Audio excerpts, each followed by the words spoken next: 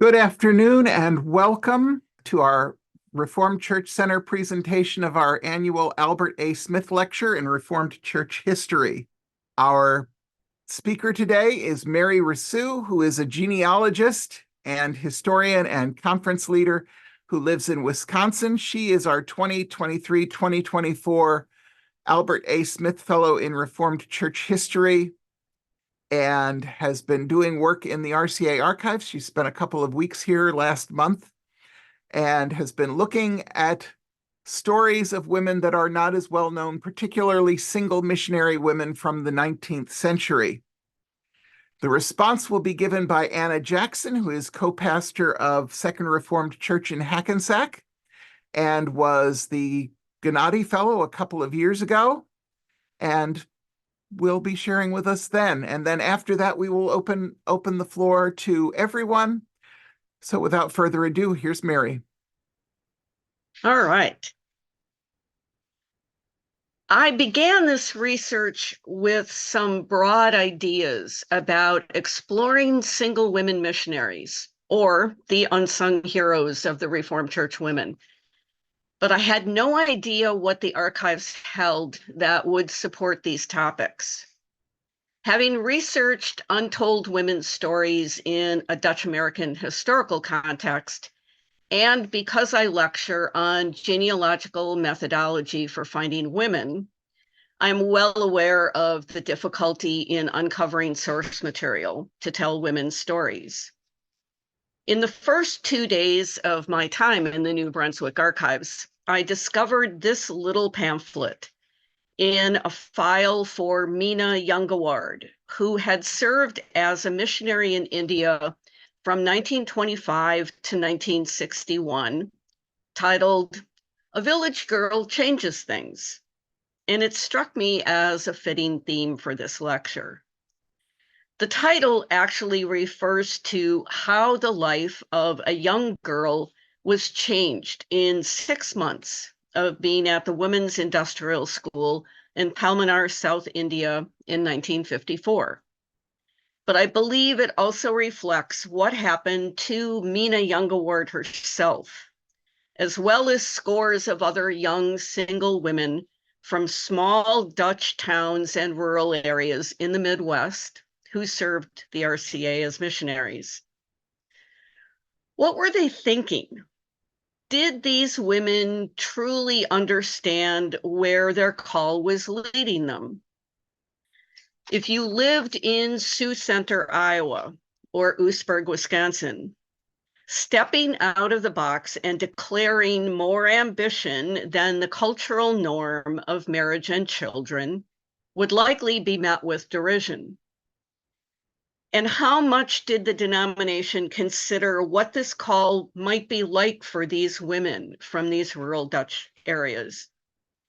Between 1900 and 1960, approximately 100 single women answered their call to take their teaching and nursing skills to other countries.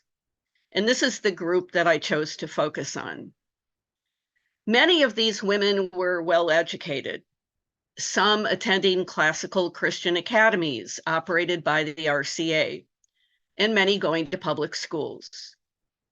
Most had higher education in the form of teaching and nursing degrees. But were they really prepared for the vast cultural and language differences, and for some, the unexpected consequences of war? Some of them were provided additional training before launching themselves into the world in the form of intense language study or time at the Kennedy School of Missions in Massachusetts. But for many, this training occurred once they arrived in China, Japan, India, or Bahrain and Arabia, or during their furloughs. Many of these women had the qualities, knowledge, and commitment to have served the church as clergy or in other leadership roles, but they were denied that opportunity. Their call led them to missions, to opportunities that unlikely would not have been available to them if they'd stayed in the US. But I think we also need a little broader count of RCA missionaries. Using the historical directory of the RCA, I did a quick count of female missionaries. This is an approximation because the listings usually list a married woman directly after her husband's name. But over the course of time, that did not always follow. So this is an approximation. But between 1929 and 2000, there were approximately 292 single females, 312 married females, and 72 single men. And many of those men only served for 1 year. Why were there so few single men? There's an implication here that men needed a woman by their side to help them fulfill their call. And most of the male missionaries were also clergy. But the reverse didn't seem to be true for women. I'm fully aware that I approach this as a second wave feminist, but it does raise some questions about the expectations of males and females.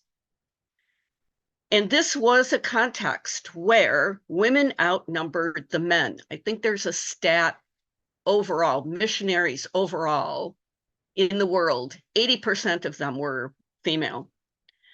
But how closely has the RCA looked at this story within our missions? The archives hold missionary candidate application files and correspondence files. And a great deal of the correspondence was with Ruth Ransom at 475 Riverside Drive or John Butine.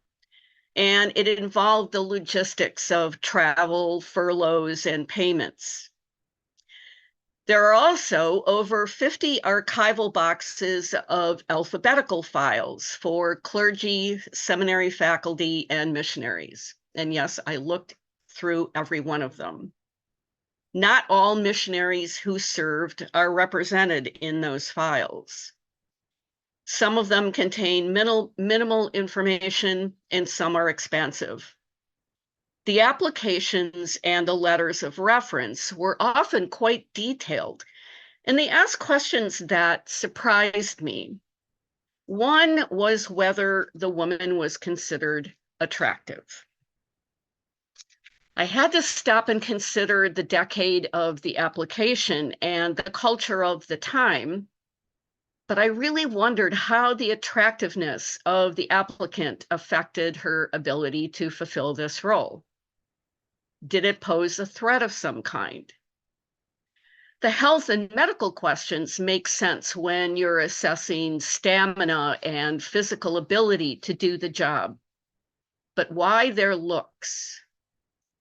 What I didn't have time to pursue was whether this question only applied to single women. Were the married women under the same scrutiny? And was this an assessment also of the men? What you see in these two examples is one that briefly tells you that she was pleasing in appearance, and another one that tells you that her face was somewhat marked as a result of a surgical operation. The individual files on the women yielded much more information. Their missionary calling cards, or these acquaintance slips, provided more information. I looked at them as rather a specialized early version of LinkedIn. There were also the yearly letters written to the churches who supported them, articles in the Christian Intelligencer and the Church Herald, scraps of paper, and bits and pieces. And this is where the piecing their stories together can begin. In examining the yearly letters and the magazine articles, you get a sense of who were the visible movers and shakers. A great many of the articles were written by Charlotte Wyckoff, Tina Holkebar, Jeanette Feldman, Sorella Tewinkle, to name just a few. But there were scores of women, far less visible, whose contributions were equally as important. Some of them are mentioned in these articles, some rarely. So I chose to look more closely at 5 women to try to get a better idea of who they were, what their lives were like, what they accomplished, while keeping it in the context of their roots in the Midwest. Cornelia Wilhelmina Jongewaard, known as Mina, was born in 1896 in Sioux Center, Iowa. She was one of 7 children born in rural Iowa to a father who in 1863 went by covered wagon with his parents to Oregon. Their return trip in 1868 took them from Oregon to New York by boat via the Panama Canal, and then back to Pella, Iowa by land. It's not impossible that the tales told of this adventure spurred a desire in a young Mina to see the world. Mina indicated that she preferred to be placed in China, but instead she was sent to India. And her desire was to teach women and girls in their home and to improve the economic status of the desperately poor. She studied Tamil for a year after her arrival in India and was assigned to work in the Women's Industrial School in Palmanar, where she served for more than 25 years. From 1942 to 1945, she was loaned to the Indian YWCA to do Army welfare work in East Bengal and Burma. She was highly respected by the servicemen and their governments. And she was awarded 2 Distinguished Service Medals, the Kaiser I Hind by the Emperor of India and the Order of the British Empire presented by the King. She was one of the prominent writers for the Intelligencer and the Church Herald. They are detailed articles, and they give credit to many other women who served with her, but rarely hint at the hard work, difficult conditions, or the sacrifices that were necessary to having made missions her life work. This was a large leap from Sioux Center, Iowa, to the incredible work that Mina did in India.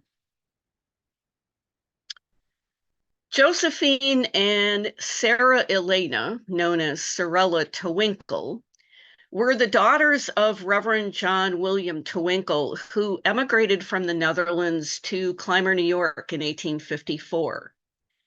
And he served churches in East Williamson and Clymer, New York, Alto and Oostburg, Wisconsin, Fulton, Illinois, Muscatine, Iowa, Holland, Nebraska, and Kalamazoo, Michigan. Josephine was born in Clymer, New York, and Sorella in Kalamazoo. These women were first-generation Dutch Americans and had spent their lives in a variety of very small rural Dutch communities that their father pastored. In their letter of inquiry to the Board of Missions, we find Sarah's letter indicated that she wanted to go to India, principally because my only sister is appointed to the Arcot mission and I could work better if I was with her. In Sorella's letter to the board, we find the indication, since our parents are dead and our house broken up, it would be much easier for us to go than for many others bound here by home ties. Although they went together, their work was very different. Sorella was doing evangelistic work and traveling village to village. Within a few years, Josephine is reporting to the board that she is conducting examinations of nurses in various hospitals and subsequently became the nursing supervisor of the Mandapala Hospital. A simple Google search of their names led me to this unusual or unexpected source. A judge in Madras, Sir Sidney Wadsworth in the Indian Civil Service, where it is stated, with the able assistance of two Dutch sisters, Josephine and Sorella Tewinkle, a number of barely educated Indian Christian girls were turned into highly competent nurses, and work of a more evangelistic nature was carried out in the women's quarters of local houses. These women were doing significant work in these places that was being recognized in a lot of by a lot of people and institutions that I think we either are totally unaware of or we have lost sight of. Lillian Smees was born in Cedar Grove, Wisconsin, and obtained her nursing degree at Presbyterian Hospital in Chicago, and then worked at a hospital in Sheboygan, Wisconsin for 5 years. But Lillian didn't feel challenged by her job. In 1939, Hope College received a letter that the Christian Medical College in Vellore, India was looking for a nurse. They contacted Lillian directly, and a few months later, she set sail for India. She served there from 1939 to 1977 and was the nursing supervisor for the School of Nursing at the medical college.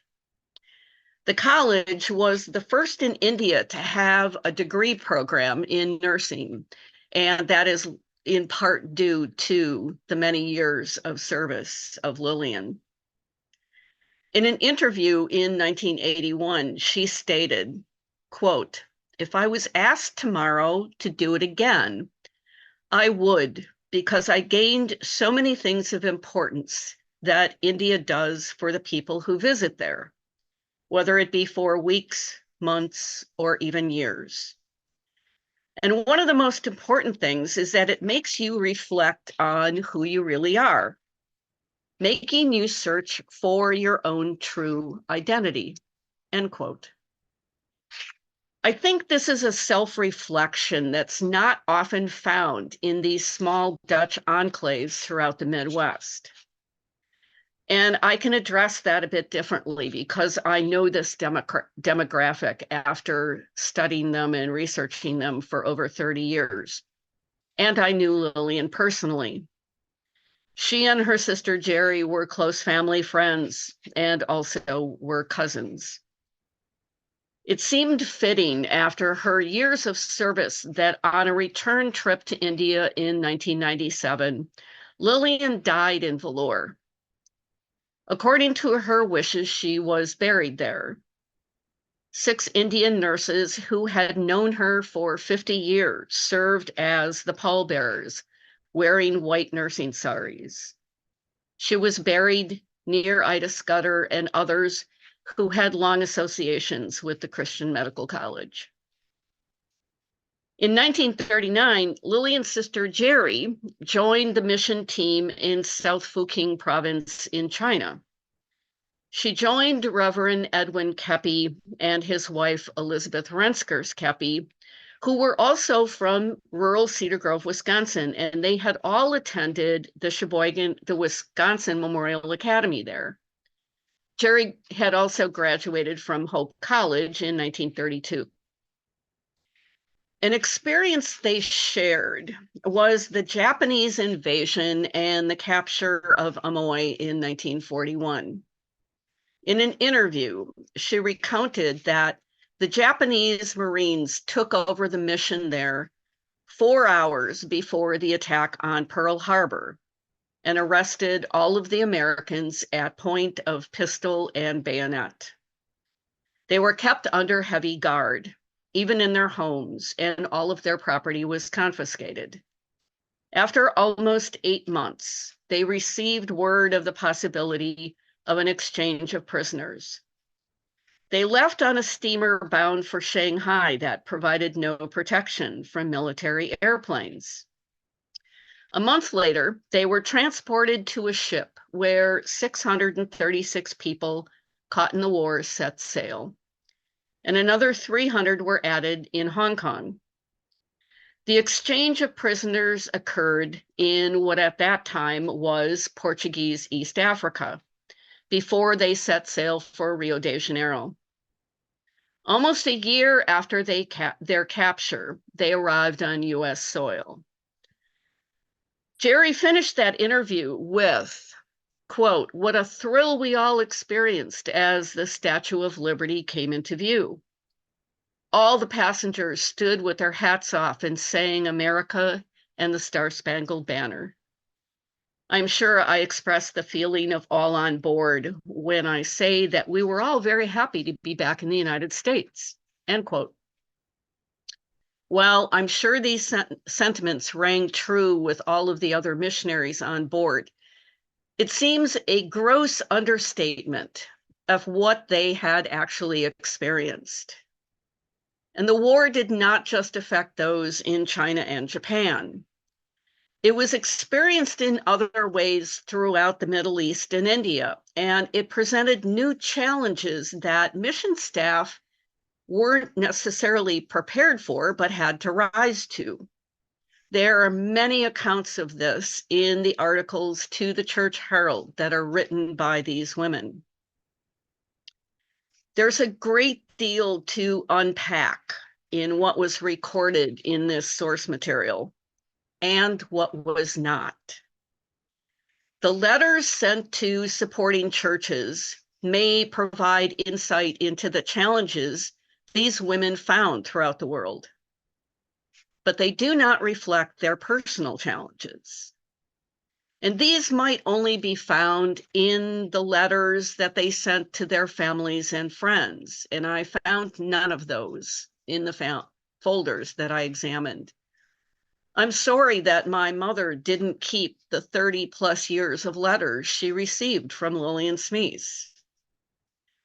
And this is a perfect opportunity to request that if any of you are aware of letters still in existence that any of these female missionaries wrote to family and friends in particular, to please consider donating them to the archives. We have the autobiographies of Cornelia Dallenberg, Jeanette Boersma, and Corinne Overkamp. But these are, and there are macro historical accounts of missionary service in Arabia, India, China, and Japan. And I do not discount how women are cited in these books. What I feel is missing is the micro historical approach into the lives of these women individually. There's a different kind of insight to be gained by that closer look.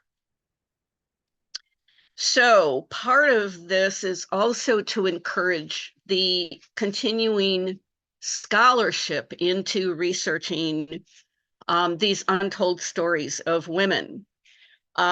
The archive in New Brunswick does not contain all the information we need to uncover those stories. So I'm just going to give you a couple of potential ideas for continuing research.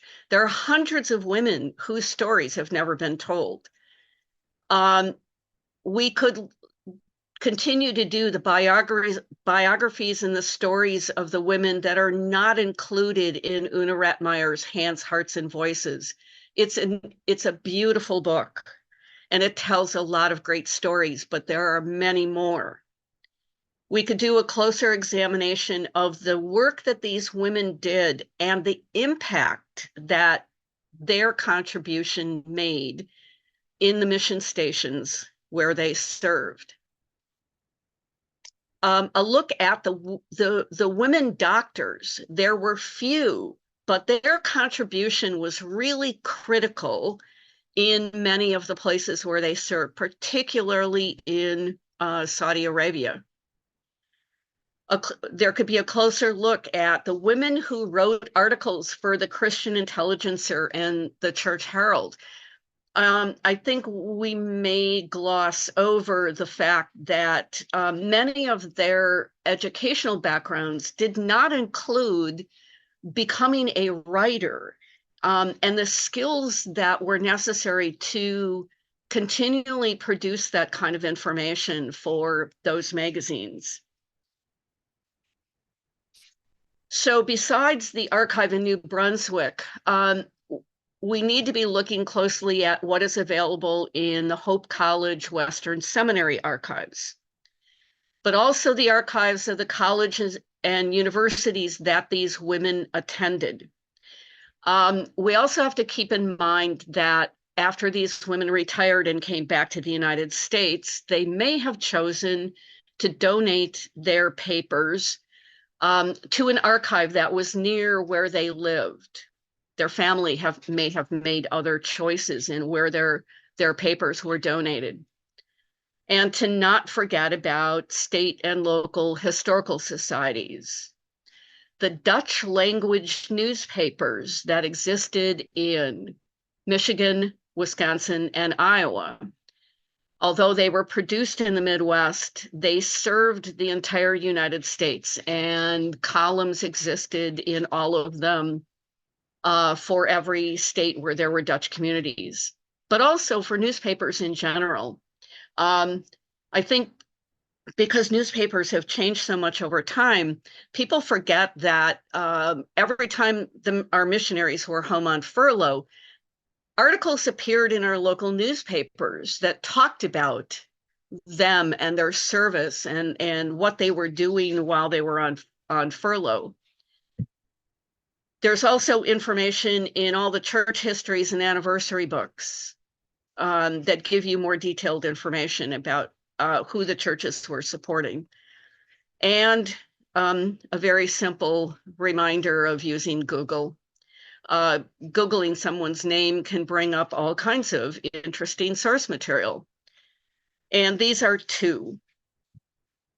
I discovered that the American Journal of Nursing contains multiple articles about nursing in India, and it specifically talks about RCA missionaries. And by Googling Jean Norhoff, I discovered that her diaries are archived in the Northwestern College Library. And they describe 45 years of teaching in girls' schools in Japan in the 1920s and 1930s. This is invaluable source material that is probably being overlooked by a lot of people who might be interested in the lives of these women. We also learn interesting things when we look at things like obituaries. As a genealogist, this is something that I use on a continual basis.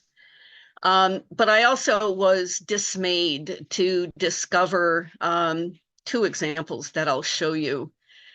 This one for Jessie Platts, who all it says is that she taught nursing in China under the direction of the Reformed Church in America. It does very little to really explain what Jessie Platts's life was like. And even though we have Jeanette Boersma's autobiography, her obituary only tells us that she was a retired medical missionary in Arabia with 42 years of dedicated service. I think Jeanette deserves more recognition than what that obituary provides to us. If we continue to encourage the research of women's stories, it will be imperative that the digitization of this material begins soon. It's difficult to encourage scholarship when researchers are unaware of the contents of an archive and its significance.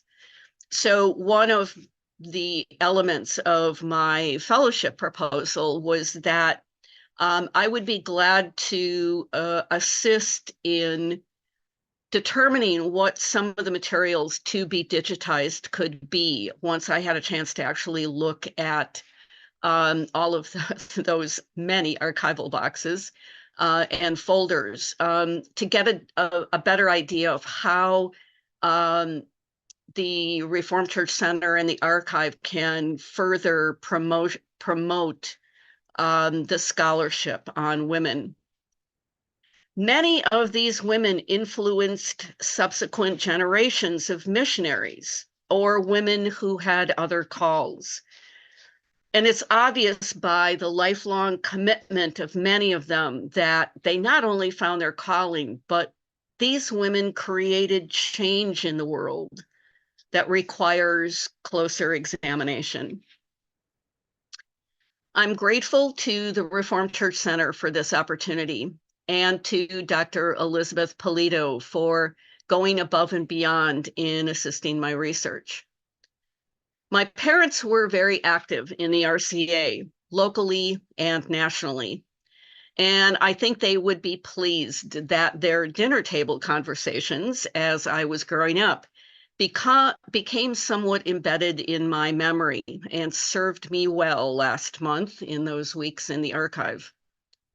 And for my brother David, whose lifetime of service to the RCA created another set of conversations for me. He was incredibly supportive of my applying for this fellowship, and he promised me that he'd be in the front row for my lecture if I got it. Unfortunately, the news of my receiving it arrived 3 days after I had gotten the news of his death. But I know that he has been with me through this journey of research, and I thank you for joining me today. Good afternoon. It is good to be with you. I want to first thank Reverend James Brum for inviting me to respond to Mary's presentation and to priming the pump for conversation around this important subject. As a former recipient of the Hazel Gennady Fellowship, I also had the pleasure of speaking about the hidden stories of RCA Black women lay leaders of the 1970s and 80s. From that vantage point, it was wonderful to hear Mary's insightful presentation on the hidden stories of single women missionaries in the RCA. Mary, thank you so much for that. I appreciated your paper and the amount of time it took to compile so much data. I learned so much and was astounded by the number of single women that served as missionaries in the RCA. Indeed, there are so many avenues to pursue because of your work, and hopefully others will be inspired to use your work as a springboard to tell the stories of these remarkable women. In reflecting on your topic, I realized that I had not heard a lot about missionaries in general, and single women missionaries in particular, while growing up among predominantly Black RCA congregations in the Northeast. They were not discussed at church gatherings. We never had missionaries visit our congregations to give a report or talk about their work. Neither had I ever heard of requests or calls for people to become missionaries.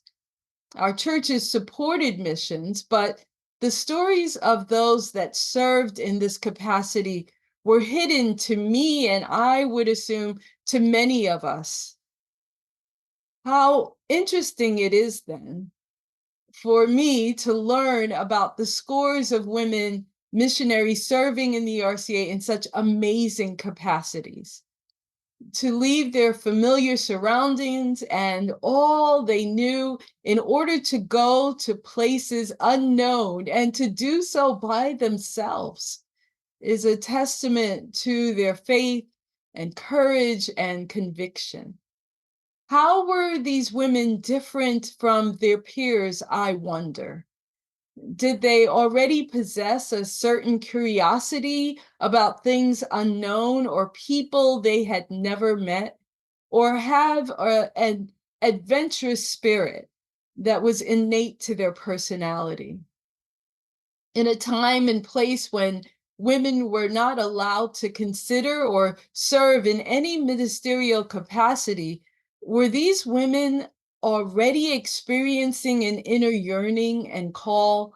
And this plea for missionaries provided the opportunity for them to answer it. In my research, I found that many of the amazing African American women lay leaders were approached or encouraged and invited even to serve the RCA by other leaders within the church. People recognized their gifts and capacity for leadership and then invited them to participate or consider doing so. Opportunities were made available for them to be a part of the larger whole. Sometimes they were trained by church bodies such as the African American Black Council or the Reformed Church Women's Ministry. This afforded them the confidence and the skills to serve the denomination effectively. Although patriarchy was alive and well in the RCA, in many of the congregations, these women that were members, they also served in parity with the men of their congregations. Women and young girls were not taught that they had a subservient role to play in relation to men, nor were they made to believe that this role was ordained by God. But I wonder how many of these African American women would have responded to a passive plea or blanket invitation to serve as a missionary. How many of them would have had the mental model to envision themselves in the role of a missionary? Many of the missionaries Mary spoke of responded for a whole host of reasons, and I'm curious by that inner working that moved them to say yes. Where did they find the encouragement to believe they were capable of serving as missionaries? How did they come to realize that this invitation was meant for them? Who were the people in their lives that helped them affirm the gifts they possessed? And while many were trained as educators or in the medical profession, was their willingness to use their training to serve the church as a result of their own personal and private choosing? At a time when patriarchy dictated very specific roles that women were allowed to assume within the church, how did the RCA come to condone and recruit and send single women to help spread the gospel in ways they may not have been able to do at home?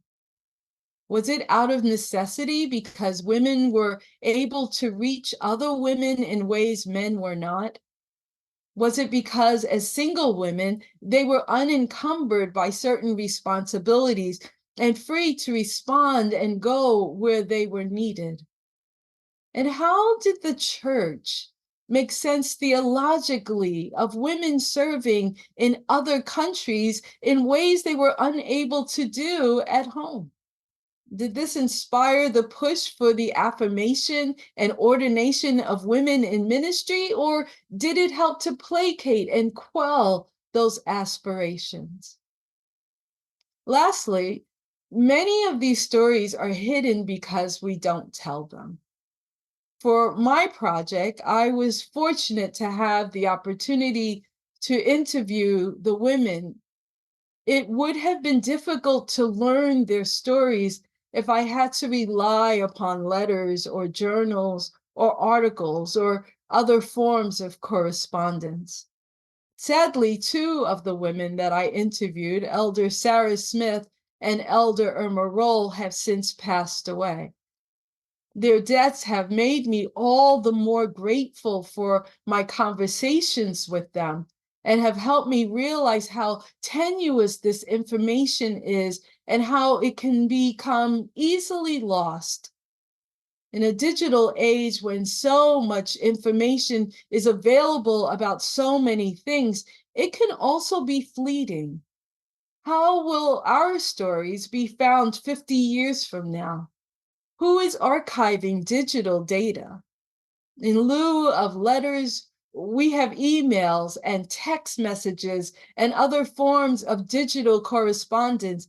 How does one gain access to that? And will it even be available 20, 30, 50 years from now? Are we heading into a season when we have access to so much public information, but so little personal stories? Thankfully, Mary's work will contribute to that continued need to unveil the hidden stories of some of these remarkable women missionaries. Hopefully, her work will also inspire others to join the effort and begin listening, recording, appreciating, and archiving the stories of people in our own churches and lives who have contributed to the life of the church and the sharing of the gospel of Jesus Christ in untold ways all over the world. Thank you so much, Mary, for your work and your presentation. And thank you, Anna and Mary. It has been wonderful to hear from both of you. It is the time, friends, when you all can enter the conversation. Please do just go down to the bottom of your Zoom screen and you should see a raise hand. Or if not, go where the three dots are. It says more, and you'll probably have to find reactions and then raise hand. But you can raise that electronic hand and let us know that you are interested in being part of the conversation. And there, in fact, comes a hand. Nancy Cooper, would you go ahead and unmute and share with us? My question is, first of all, thank you both ladies for your input, but I'm wondering, Anna, you mentioned that growing up in an African American church, missionaries, you supported them, but you were not asked to be missionaries or anything like that. Mary, in your research, were there any African Americans serving the RCA, especially further back in the time period of the late 1800s, early 1900s, or was that a totally verboten idea? I did not uncover any African American women serving during that time. I'm not saying they weren't there. I did not uncover those files. Thank you.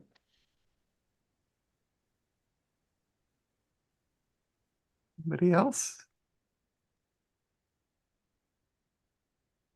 I know that there were African American men who graduated from New Brunswick Seminary in the late 1870s who did go off to do domestic mission work.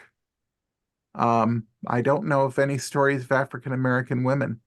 I did want to say, Anna, you had mentioned two women whom you had interviewed, and unfortunately, they're no longer available to be interviewed again. But your interview, because you interviewed them, and those stories got shared and got recorded as part of the Reformed Church Center, those interviews are still available now.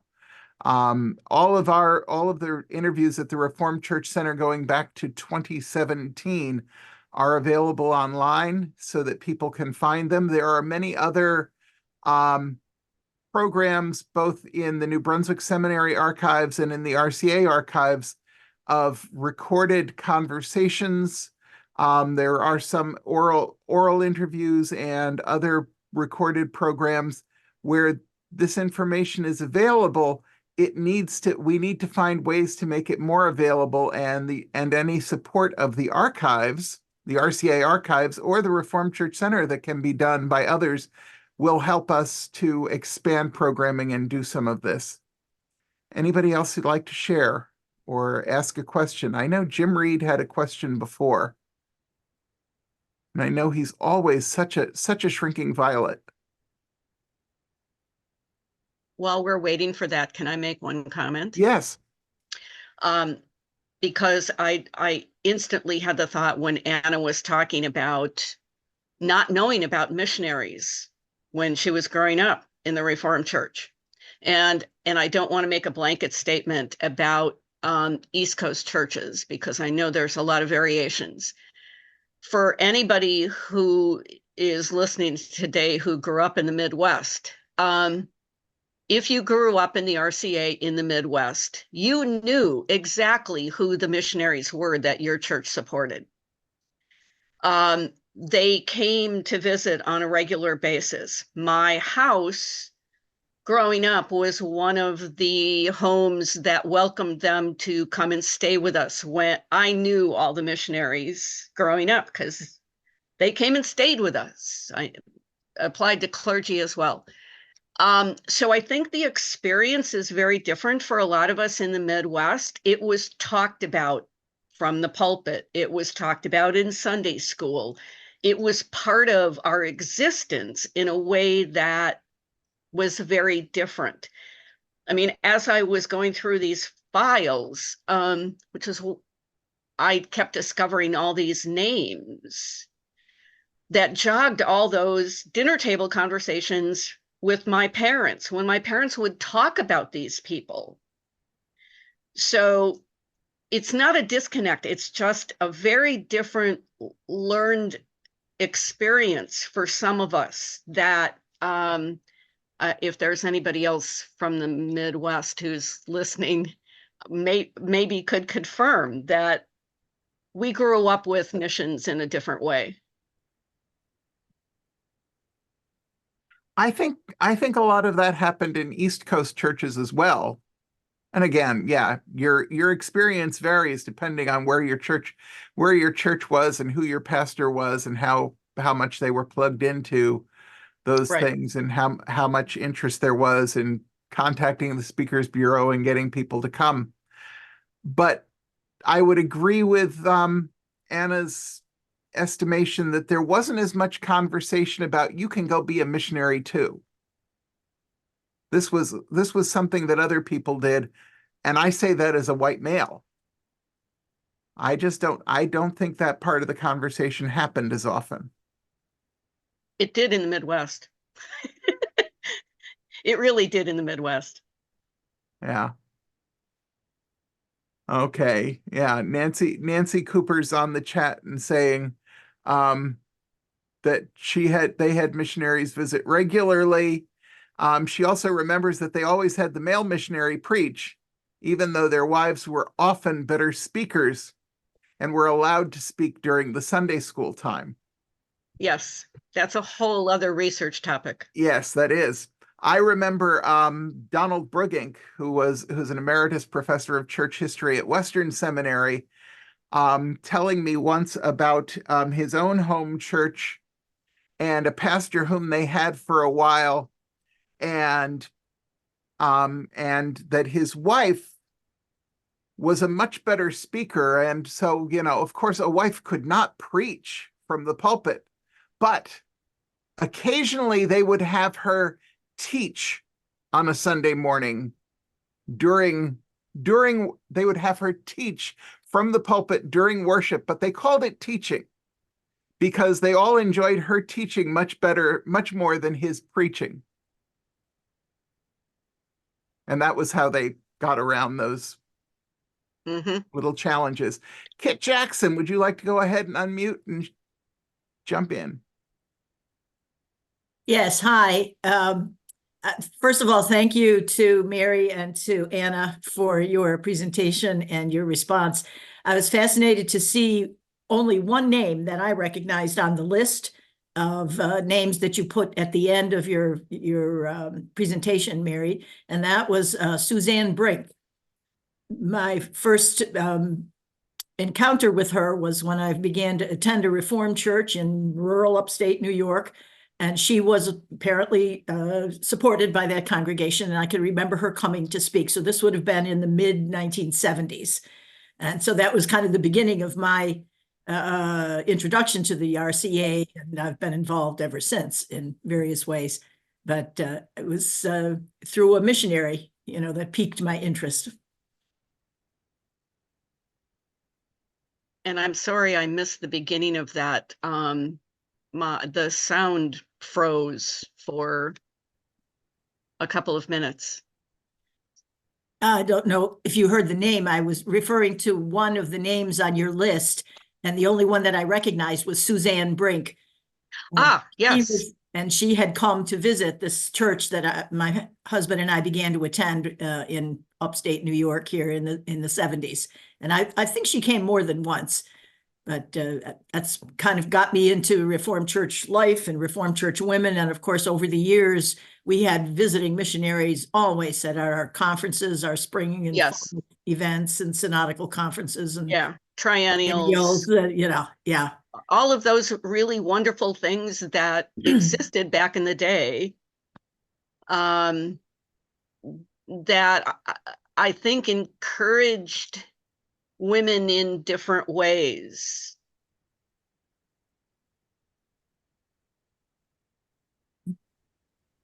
Yes.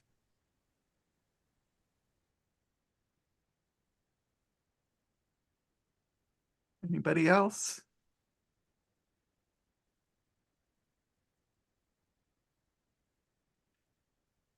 I will tell you that Jim Reed had a question about your slide number 2, Mary.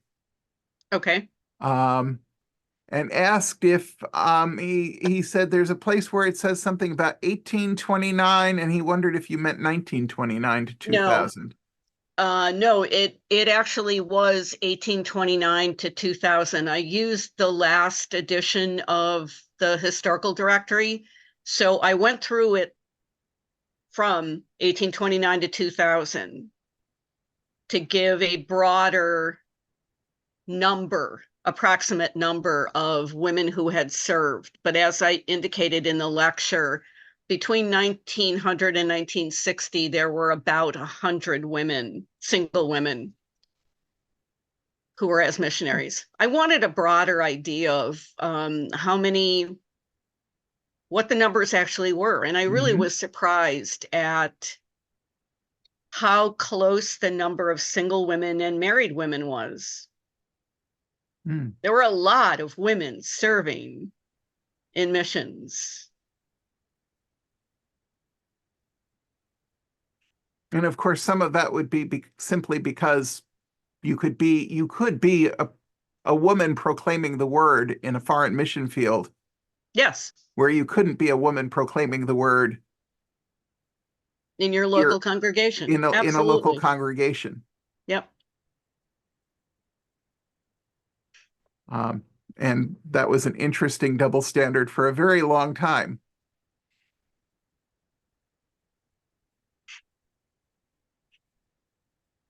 Mary Cansfield, go ahead and unmute and jump into the conversation. It's good to see you. Wonderful to be here and to hear, Mary, what a great piece you've done. And Anna, the addition of your comments relative to this topic are just great. Keep on working, both of you. A couple of comments that result from my past work. And one, the major reason women were invited inside the circle occurred when the denominational board, which was, of course, all men, had something that needed to be done, but they couldn't do it. They found that men did not have access to women in certain countries. Only women had access to other women. So they invited the women to fill that job.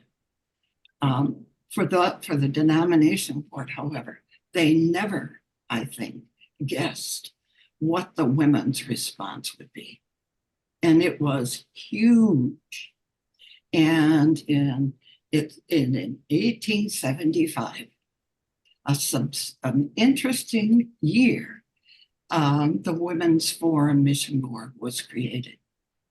And for women, it was a it was a huge, it was a learning experience, and the organizational structure that it followed was just incredible. So that women sort of got their foot in the door that way. But at the time, it had to be made abundantly clear that the women's board served under the denomination. That was clear.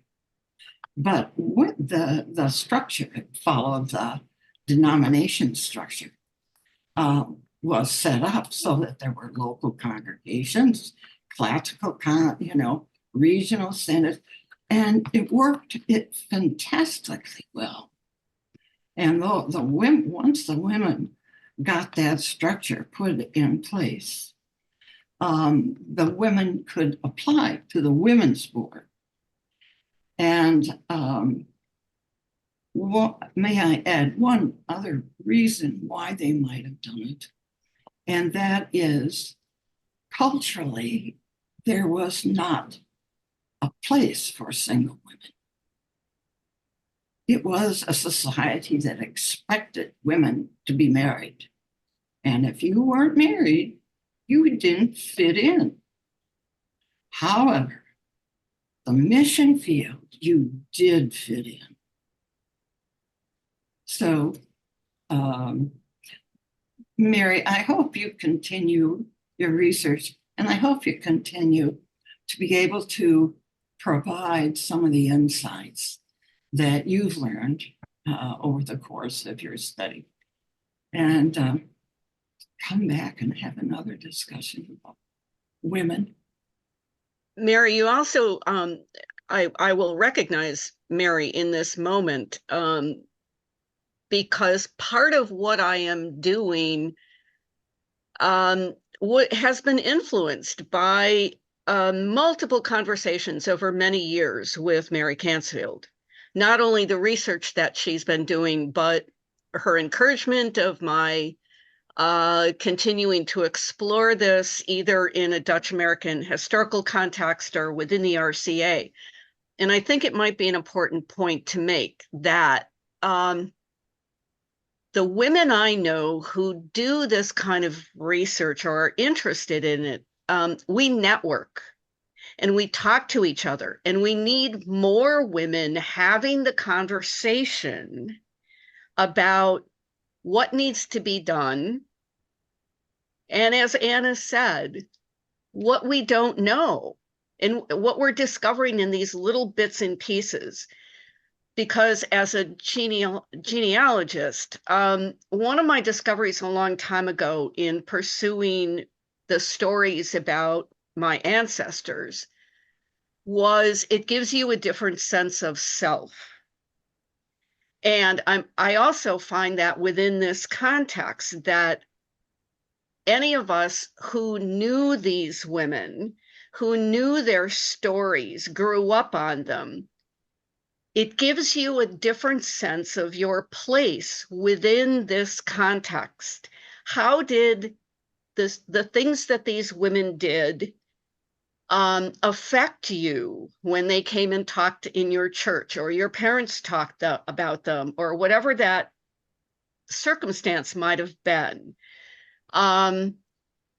They all had an influence that we just haven't explored fully enough. So thank you, Mary Cansfield. If I may just put in a plug, taking time to do that. In November, Wit and Intellect Publishing published a new book that I had written titled A Culture of Our Own. 3 generations of Midwestern Dutch women. And this is biographical in a way because it's about my family. But my family grew up in the First Reformed Church of Cedar Grove. And in one of Cedar Grove, Don Brookings was a member and his family at Cedar Grove. And the number of missionaries, that church alone. I can tell you who they all were. Yes, it's in a footnote who they were, and they went in so many different directions, but they certainly included the women. It wasn't an all-male list by any means. By the way, the link for that book on Amazon just went up in the chat. Or New Brunswick Seminary. Please consider buying it from New Brunswick Seminary as well. Ah, in which case you should probably contact Kathy Porter here at the seminary. So cporter@nbts.edu. And I'll throw that. There, Kathy Proctor. Why did I say Porter? Anyway, Kathy Proctor at nbts.edu. Thank you, Steve.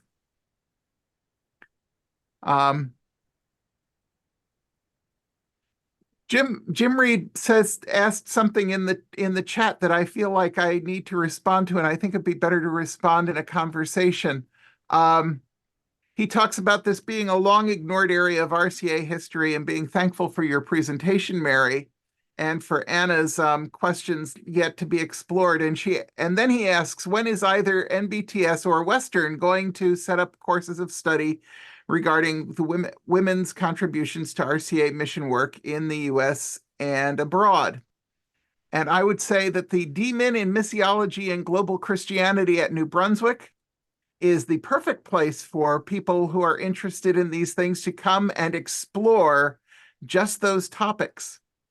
And the Gennady Fellowship, which we have every year here at New Brunswick Seminary, is another place to be exploring the women's contributions to RCA mission work.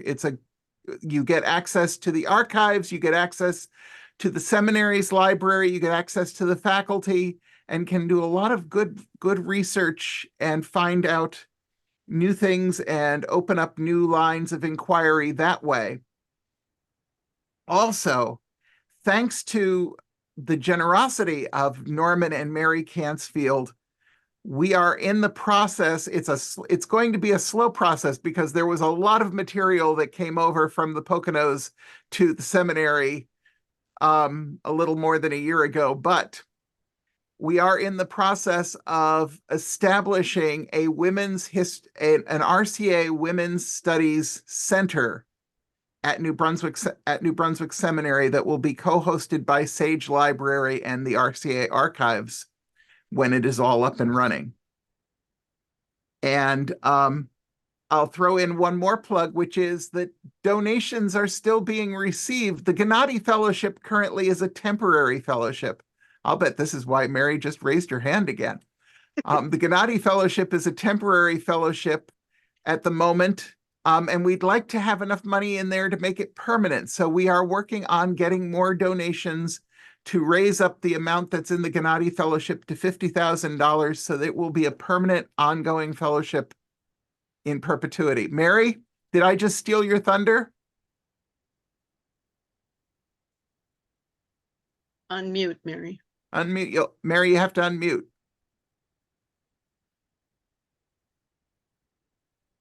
Sometimes there is a recognition that we simply need to do more in terms of preserving the stories and the place of women in history. So it was wonderful that the Gennady Fellowship was established, but I decided that the profits from this book that I wrote would all be donated to a new scholarship at New Brunswick. And this will be named after my grandmother. And it follows the certificate program offered by the seminary, which is 2 years of courses, 8 courses over 2 years, either in person or online, for a lay woman, not an ordained woman, but a lay woman who's a leader in her church, who's been attending Bible studies for years, doesn't know if she wants to be ordained, but would like to move beyond where she is now. And the certificate program does that.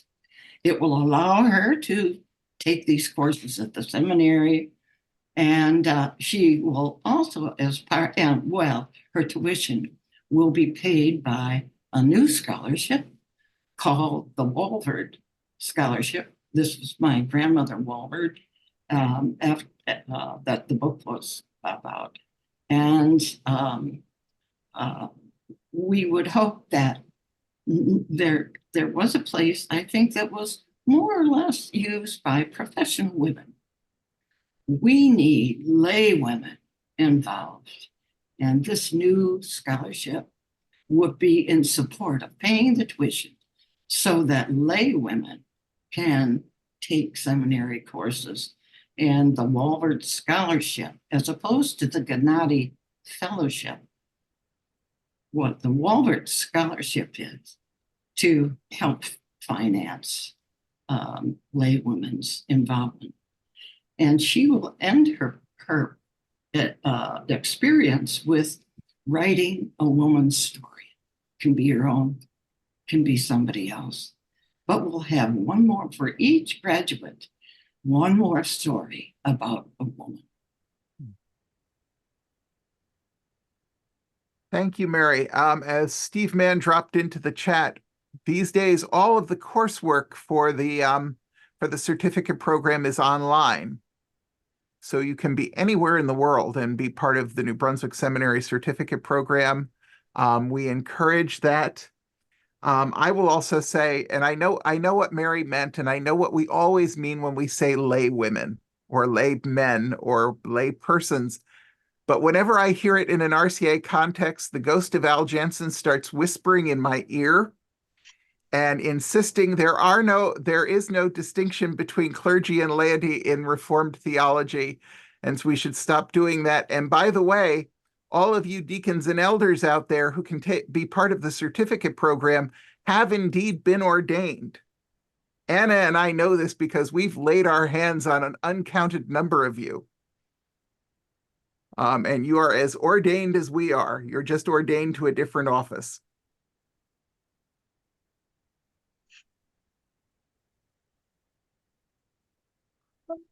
One more comment, and that is the great hope is that you will contribute to the new Walford Scholarship Fund. And if you do and send in a check, please make sure that there is noted on the check that it's for the Walford Scholarship Fund. Okay. Thank you for that, Mary. Jill Fensky, could you go ahead and unmute and join us? Yes. Thank you, James. And thank you to Mary and to Anna for your informative presentation. I am looking forward to, I serve in oversight for students in theological education in my classes, the Passaic Valley classes, and I'm looking forward to referring them to the recording of this so that they can indeed enjoy that. I have been doing for a number of years the ordination exam in the area of RCA history and mission, and always do try to point them to missionaries, women missionaries, and the role that women have had. And I think that's something that it's incumbent on me to do as having benefited from the work that the women who have gone before me have done in order to find myself in the position I am now as an ordained minister of Word and Sacrament. So again, wanted to thank you guys. And just to ask, I know, Mary, you came into this through a genealogical study, and I'm intrigued by the photos behind you. Is that part of your family who are looking over your shoulder? Yes, yes, it is my father's family. My father and his siblings and my grandparents. Yes. Yeah, my walls are full of ancestral photos. You are very fortunate to have them. And again, thank you. And thank you, Anna. And thank you, James, for this interesting program. You're welcome. Thanks, Jill. Okay, is there anybody else who has something they'd like to share?